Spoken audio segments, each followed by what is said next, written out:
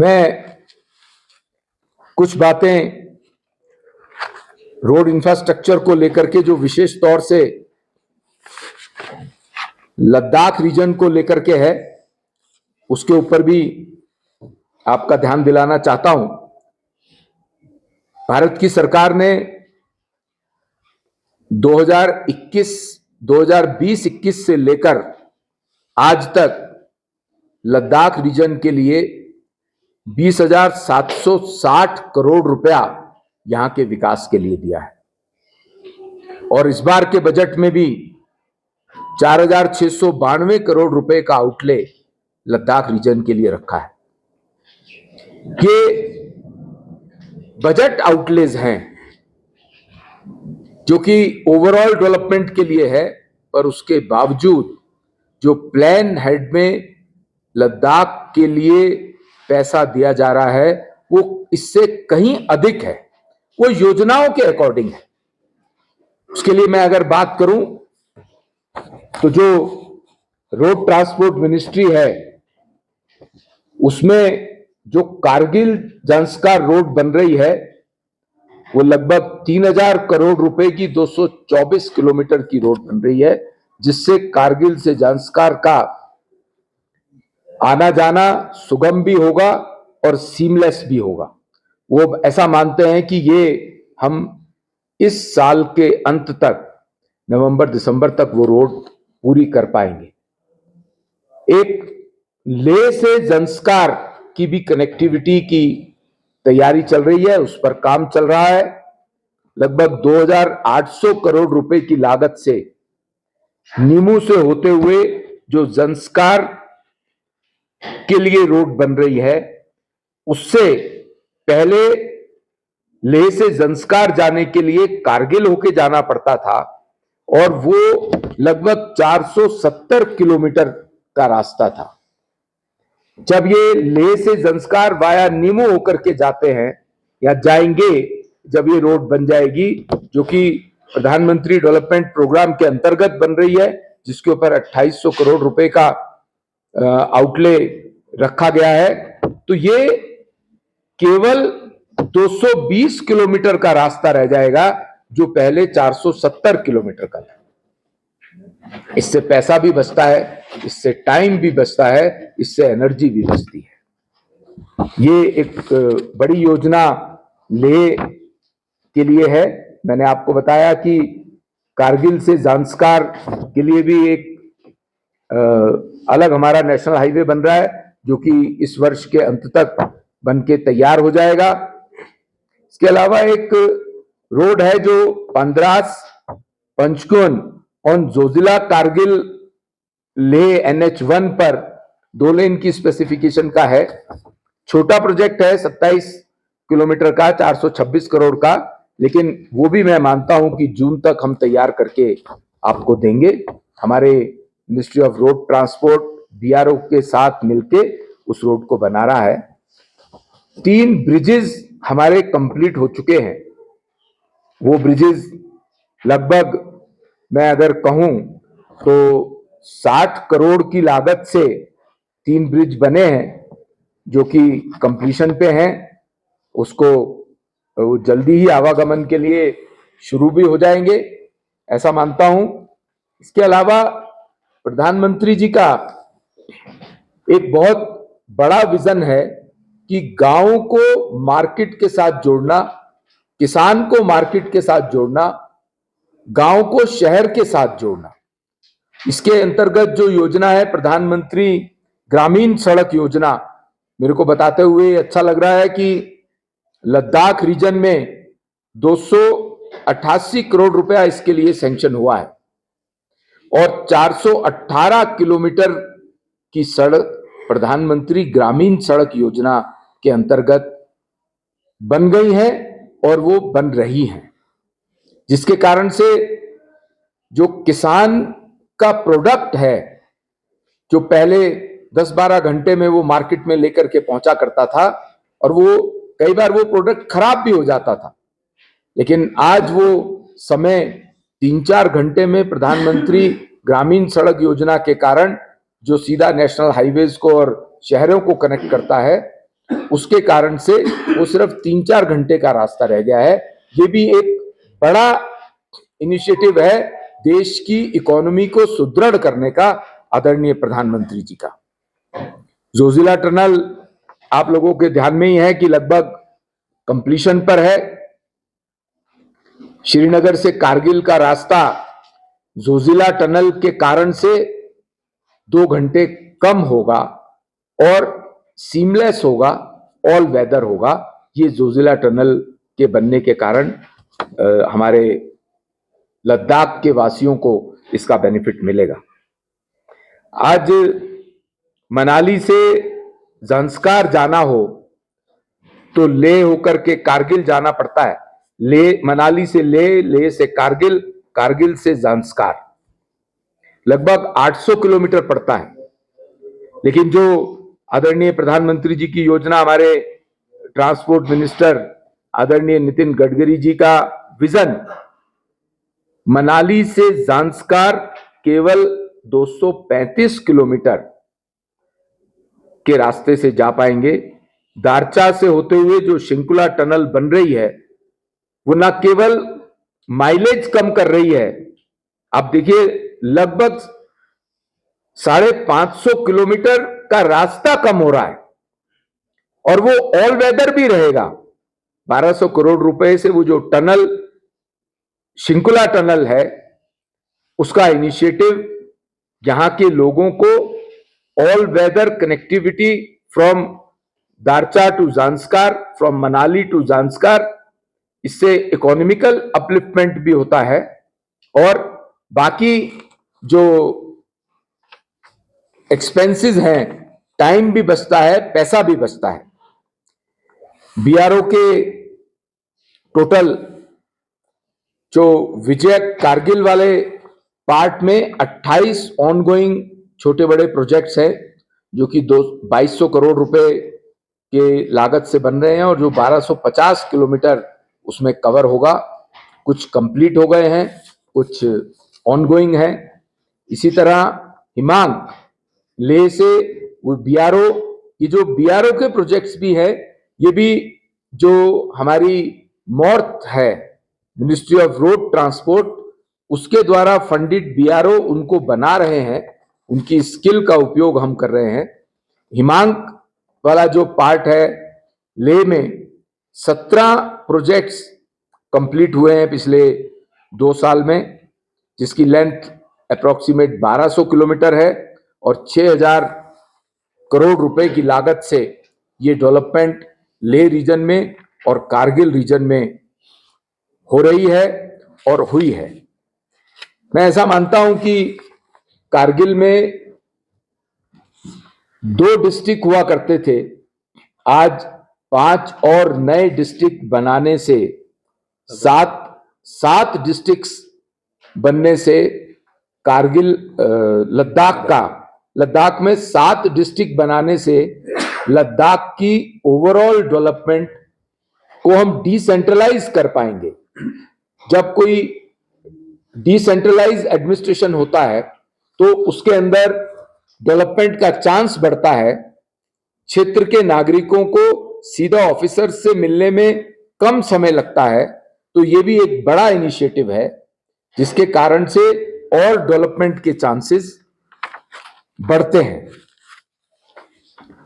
मैंने आपको बताया कि रोड कनेक्टिविटी, इसी तरह एक बड़ा रेलवे का प्रोजेक्ट जो कि हमारे लद्दाख रीजन के लिए बहुत महत्वाकांक्षी योजना है। हमारे रेलवे मिनिस्टर साहब अश्विनी जी ने आदरणीय प्रधानमंत्री नरेंद्र मोदी जी के नेतृत्व में अभी घोषणा की है। बिलासपुर से मनाली होते हुए लेह का जो रेलवे का प्रोजेक्ट है उस पर हमारा काम प्रारंभ हुआ है और उसके लिए 1,31,000 करोड़ रुपए का आउटले रखा गया है। ये लेह का, लद्दाख का, बाकी देश के साथ कनेक्टिविटी का एक बहुत बड़ा पायदान होगा, जिसके कारण से जो आज दिल्ली से बाय रोड ले आना हो तो लगभग 40 घंटे लगते हैं। ये रेलवे ट्रैक बनने से, रेलवे योजना प्रारंभ होने से केवल 20 घंटे में दिल्ली से ले आया जा सकेगा मनाली होते हुए। ये प्रधानमंत्री जी की एक बड़ी योजना और प्रधानमंत्री जी के इनिशिएटिव से 1,31,000 करोड़ रुपए इस क्षेत्र पर, इस रेलवे ट्रैक के लिए लगेगा।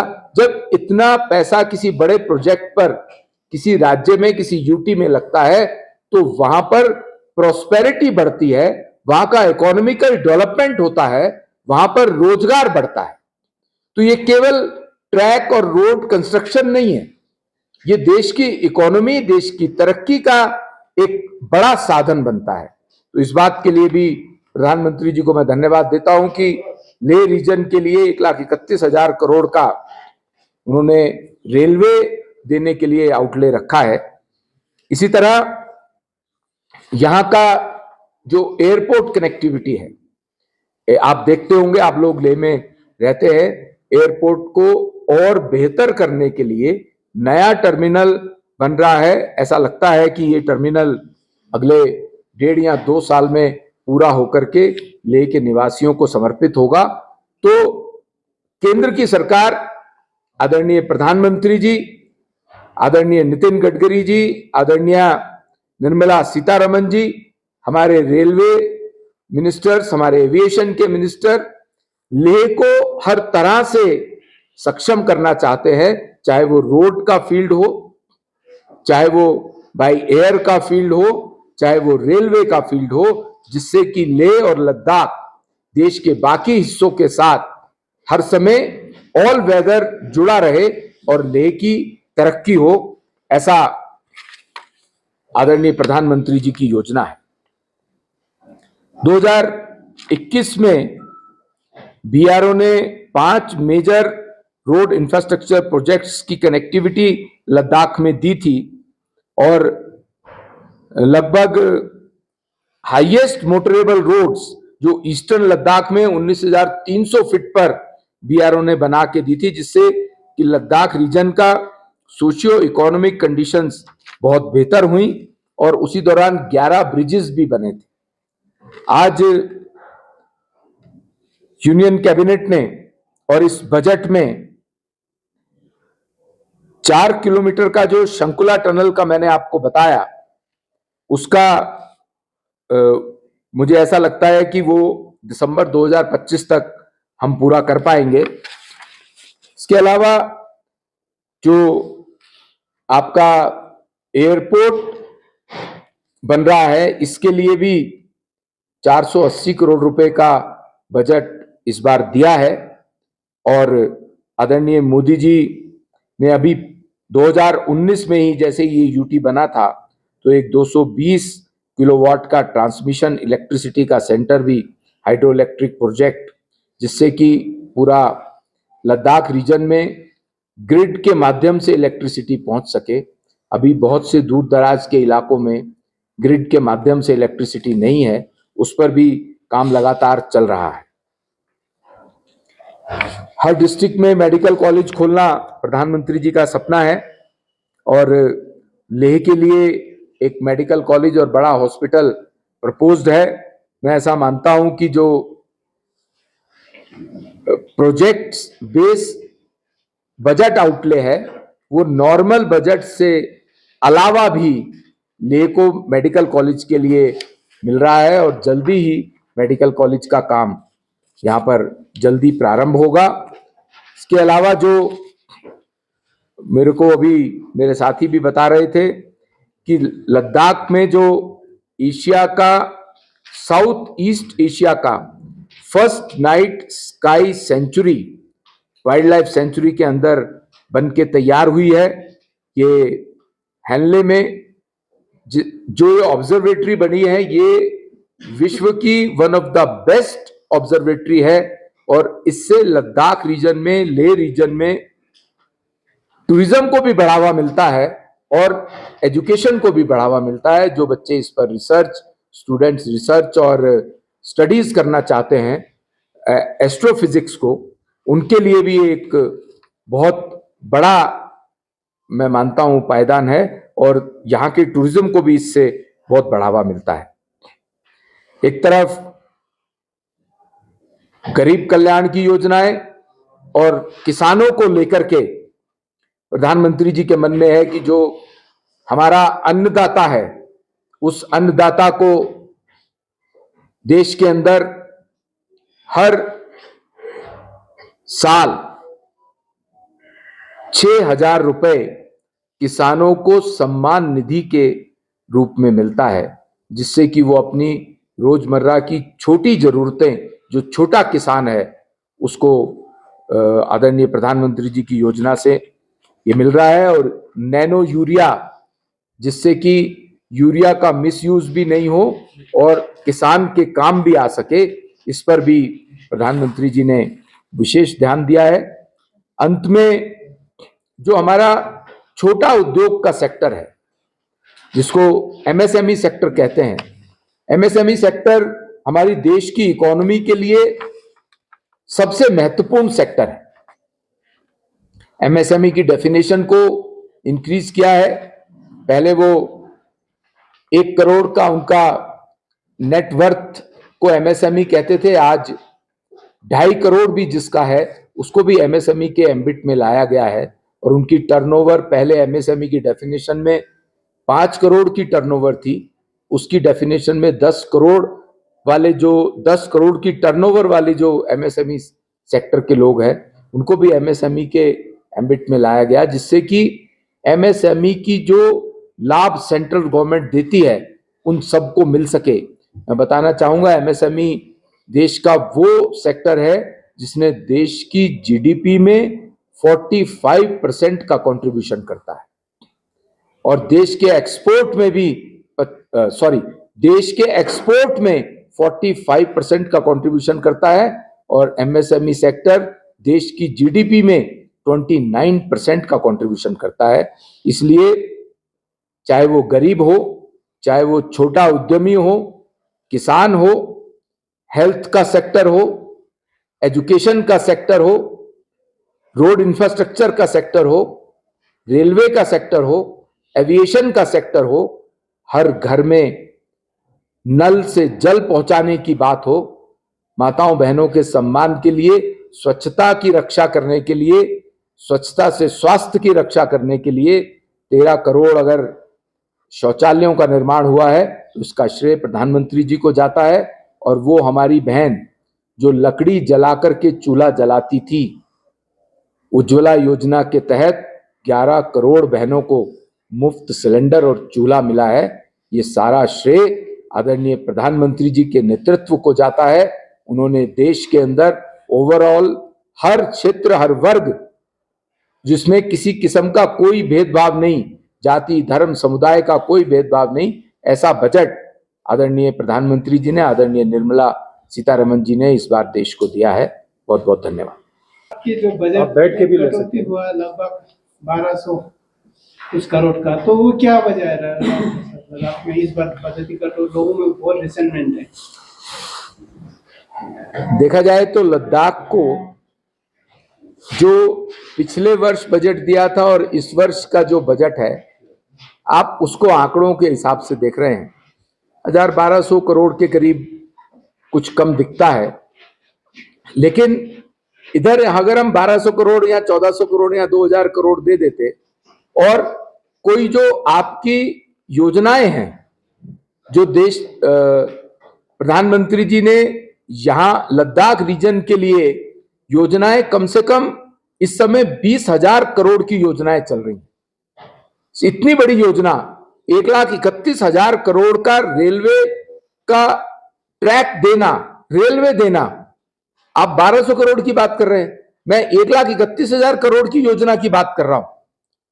उससे कहीं 5,000 6,000 करोड़ लद्दाख की इकोनॉमी में जाने वाला है, रोजगार मिलने वाला है, साधन मिलने वाला है, व्यापार मिलने वाला है। ये तो केवल एक सेक्टर है।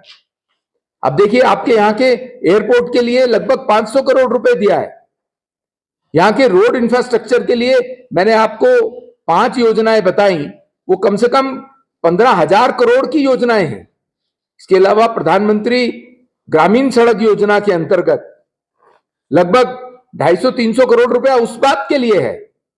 तो इसको इन टोटलिटी देखा जाना चाहिए। लद्दाख क्षेत्र के विकास के लिए, लद्दाख क्षेत्र की ऑल वेदर कनेक्टिविटी के लिए जो पैसा खर्च किया जाना चाहिए वो पैसा खर्च हो रहा है। चाहे वो टनल्स की बात हो, चाहे वो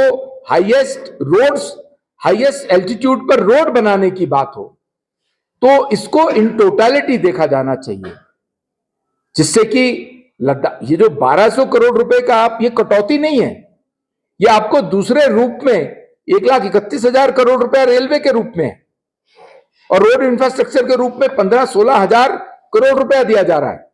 ये तो सीधा सीधा लद्दाख की डेवलपमेंट के लिए है, सिर्फ उसका मद चेंज किया है, पैसा कम नहीं किया। सर हिल काउंसिल है हमारा पब्लिक का चुनाव नुमाइंदा, उनके पास जो यूटी का बजट आता है कम से कम 4,000 करोड़ से ज्यादा आता है। इस बार की बजट की बात करूं तो उनके पास सिर्फ 350 जो करोड़ का हकदार रहता है, बाकी जो ब्यूरोक्रेसी खर्च आता है। तो डेमोक्रेटिक सेटअप में पब्लिक नुमाइंदे के पास ज्यादा पावर नहीं होना चाहिए? पावर उनके पास होना चाहिए, पर सरकार जो बजट देती है वो क्षेत्र की डेवलपमेंट के लिए देती है। फेडरल सिस्टम ऑफ गवर्नमेंट देश में है, यूटी में केंद्र सरकार पैसा ज्यादा खर्च करती है क्योंकि वो यूनियन टेरिटरी है। हिल काउंसिल को भी बजटरी प्रोविजंस दिए गए हैं और इसके अलावा भी वो लगातार बढ़ते रहते हैं। जैसे जैसे मान लीजिए एक बार में 500 करोड़ रुपए एक साल में खर्च होगा, उसका यूटिलाइजेशन दिखेगा और जाएगा। यूटिलाइजेशन कंप्लीट, उस एक फाइनेंशियल ईयर में 500 करोड़ रुपए का बजट दिया तो नेक्स्ट बजट में वो बढ़ के मिलता है। This is according to the development of the area, according to the requirement of the area. Sir grassroot level में हिल काउंसिल के रिप्रेजेंटेटिव्स ही फॉलो अप करते हैं और डेवलपमेंट काम भी हिल काउंसिल के ही मेंबर्स करते हैं। जिस तरह से एक्सपेंडिचर का काम देखें तो हिल काउंसिल का मोर देन 95% एक्सपेंडिचर होता है बजट का एज कंपेयर टू यूटी। तो आप इस पे क्या कहेंगे सर? आप कैसे कह सकते हैं ये बात? आप मैं बता रहा हूं, मैं आपको बता रहा हूं, अगर लद्दाख में रेलवे आएगा तो 1,31,000 करोड़ रुपए का आएगा। That is long term project. That's right, that is what I am saying. तो जो बड़े प्रोजेक्ट्स हैं वो यूटी टेकअप करता है। हिल के जो छोटे प्रोजेक्ट्स हैं वो हिल काउंसिल को करना है। उनको जो बजट दिया जाता है, मैंने बताया कि उनके उस बजट के कंज्यूम होने पर उसके बाद फिर बजट जो नया नेक्स्ट फाइनेंशियल ईयर खत्म होने से पहले भी बजट का प्रोविजन रहता है, अगर आवश्यकता होती है तो उसमें भी दे दिया जाता है। सर जब हम रेलवे के बारे में उसको क्या बोलते हैं टेक्निकली? रिवाइज एस्टिमेट्स में वो last quarter of the financial year में रिवाइज्ड एस्टिमेट्स आते हैं तो उसमें भी दिया जाता है। पहले भी दिया जाता रहा है, अब भी अगर जरूरत होगी तो दिया जाएगा। सर जब हम रेलवे के बारे में बात कर रहे हैं, ले मनाली ये बिलासपुर ले वाला जो है वो तो ऑनगोइंग है, बट श्रीनगर ले वाला कैंसिल हुआ है। So what was the reason for that sir? कुछ टेक्निकल रीजंस है, कैंसिल नहीं है फिलहाल, उसको फर्दर प्रपोजल्स में है।